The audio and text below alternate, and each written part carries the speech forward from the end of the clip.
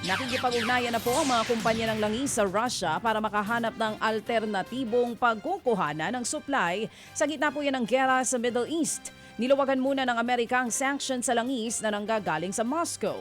Kaya sinamantala po ito ng Pilipinas para makabili ng karagdagang supply habang pahirapan ang pagkuha sa Middle East dahil pa rin po yan sa opensiba sa Iran.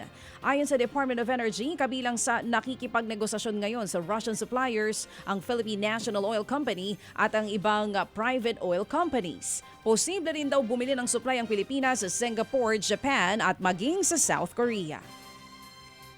Samantala, naniniwala naman po ang dating congressman na si Mike Defensor na mas dapat tutukan ang investigasyon na isiniwalat po ng 18 nagpakilalang mga dating Marines. Matatanda ang idinawit po ng mga nagpakilalang ex-Marines ang ilang opisyal at maging personalidad na binigyan daw ng mga pera sa maleta. Una nang sinabi ni Ombudsman Boying Remulla na mukhang nangyari pa ang ilang larawan na kalakip po ng joint affidavit ng ex-Marines noong panahon ng dating speaker na si Lord Alan Velasco. Kaya suportado rin daw ni Defensor kung iimbestigahan kung kinakailangan o kung kailan nga ba nangyari ang sinasabing delivery ng mga pera. Paglilinaw po ni Defensor, tumulong lamang siya sa mga dating sundalo pero wala siyang kinalaman sa pagbuo ng mga affidavit nito. Suportado naman daw niya ang ideya na ipatawag sa Kongreso ang ex-Marines para makaharap ang mga idinadawit nilang mga kongresista. Maganda yan na, again, mapag-usapan at siyempre doon sa individual affidavit. Ako nga gusto ko magkaroon sila ng tapatan na ipatawag nila sa Kongreso. Kasi alam mo kung yung magtinanong mo yung mga sundalo, bakit ito yung mga nalagay ninyong pangalan? Mhm. Kasi hindi nila kilala yung iba. Okay. Sabi nila, sir, pag nakita namin, natuturo namin. Pero yung ito kasi, yung mga sikat, yung mga napapanood namin sa TV.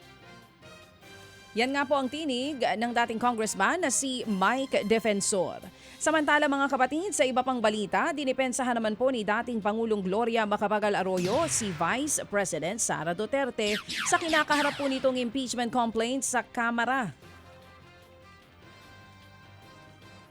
Nagkasama nga po sa isang okasyon sa Davao City si GMA at si VP Sara. Ang giit po ng dating presidente, hindi raw dapat pinepersonal ang impeachment tulad na lamang ng kinakaharap ngayon ng bise. Mahalaga daw na itrato ng Kamara na patas at may paggalang sa batas ang impeachment proceedings. Dati na ring humarap sa 4 na impeachment proceedings si Arroyo. Kilala siyang kaalyado ng mga Duterte at itinuturing daw na mentor ng vice-presidente. Pinag-iisipan naman daw ng National Unity Party na kumalas po sa mayorya sa Kamara. Hindi raw kasi aprobado sa kanilang mga kongresista ang pamamalakad ni House Speaker Bogie D. Ayon kay NUP Chairman at House Deputy Speaker Ronnie Puno, pagpupulungan nila sa session break ng Kongreso ngayong linggo kung mananatili ba sila sa mayorya o lilipat po sa minority. Isa sa mga nabanggit ni Puno ang tungkol sa hindi pantay na budget. Sa ilang ulat kasi ng Philippine Center for Investigative Journalism o PCIJ, ang distrito ni Speaker D ang may pinakamalaking alokasyon sa House-approved na pondo para po sa 2026 DPWH budget. Aabot po ito sa kabuuang 3.8 billion pesos. Ang giit ni Puno, hindi naman niya pinepersonal si Speaker D. Gusto lamang daw niya itong umaksyon. Sa isang pahayag, diniyak naman po ni Speaker D na laging bukas ang kanyang pintuan sa kanyang mga kasamahan sa Kamara para maresolba ang anumang issue.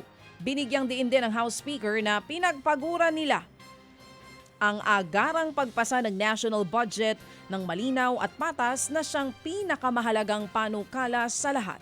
Mga kapatid, para sa iba pang mga balita at impormasyon, sundan niyo po kami sa X, Instagram, Facebook at syempre sa TikTok, True Network PH. Mag-subscribe din po kayo sa aming YouTube channel, True Network. May website din po tayo, truenetwork.ph, at pwede niyo rin po kaming mapanood sa Channel 19 ng aming True FM TV. Lagi pa rin makinig sa radyo dito po sa 105.9 True FM dahil dito, laging true sa'yo, kapatid. Dito tayo sa totoo.